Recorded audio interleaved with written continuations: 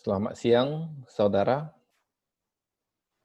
Pada kesempatan ini saya ingin menjelaskan beberapa pengecualian yang ada pada Surat Edaran Nomor 5 Tahun 2020 mengenai batasan-batasan seseorang bepergian melalui pesawat udara. Beberapa pengecualian tersebut, ya, antara lain yaitu persyaratan perjalanan untuk orang yang bekerja pada lembaga pemerintah atau swasta. Apa yang harus mereka siapkan? Yang pertama itu yaitu harus menunjukkan surat tugas bagi aparatur sipil negara, Tentara Nasional Indonesia, Kepolisian Republik Indonesia yang ditandatangani oleh minimal pejabat tingkat eselon 2. Berikutnya, menunjukkan surat tugas bagi pegawai badan usaha milik negara atau daerah, serta lembaga non-pemerintah dan lembaga usaha yang ditandatangani oleh direksi atau kepala kantor. Berikutnya lagi, mereka juga harus menunjukkan surat keterangan uji tes dari Reverse Transcription Polymers Chain Reaction atau RT-PCR dengan hasil tes negatif yang berlaku selama 7 hari. Atau surat keterangan uji rapid test dengan hasil non-reaktif yang masih berlaku 3 hari pada saat keberangkatan. Berikutnya, surat keterangan bebas gejala seperti influenza yang dikeluarkan oleh dokter rumah sakit atau puskesmas. Ini khusus bagi mereka yang berdomisili di daerah yang tidak mempunyai fasilitas PCR test atau rapid test. Berikutnya, surat yang harus mereka siapkan lagi yaitu yang tidak mewakili pemerintah atau swasta. Mereka harus mempunyai satu surat pernyataan yang ditandatangani oleh lurah atau kepala desa setempat yang di atas materai. Jadi ini bagi mereka yang harus bepergian tapi tidak mewakili satu lembaga atau perusahaan. Ya, jadi harus ada satu surat keterangan dari lurah. Berikutnya mereka harus siapkan kartu KTP maksud saya atau tanda pengenal lainnya. Berikutnya harus melaporkan rencana perjalanan, yaitu berupa jadwal keberangkatan, jadwal pada saat berada di daerah penugasan, serta waktu kepulangan. Ya. Berikutnya, ini untuk orang yang emergency atau pasien, ya, untuk hal-hal tertentu, ya, misalnya itu persyaratan perjalanan pasien yang membutuhkan pelayanan kesehatan darurat.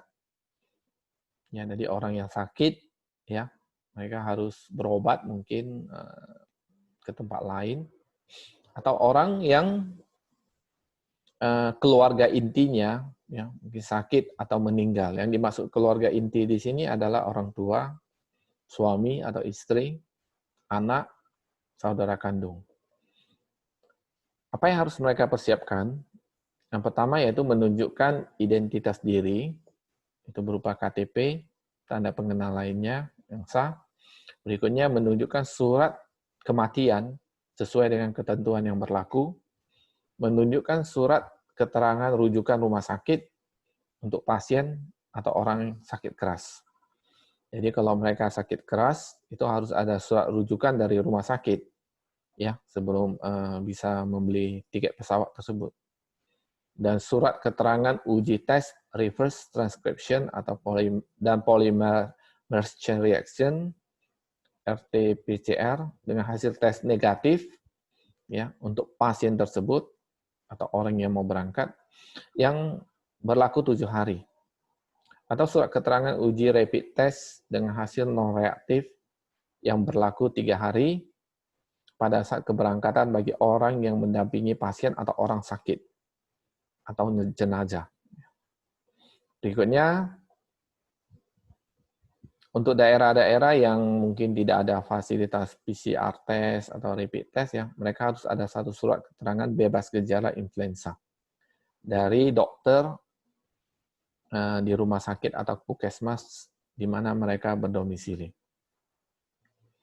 Selain itu, untuk repatriasi pekerja migran Indonesia atau warga negara Indonesia dan pelajar atau mahasiswa yang berada di luar negeri, serta pemulangan orang dengan alasan khusus oleh pemerintah sampai ke daerah asal, apa yang harus mereka persiapkan?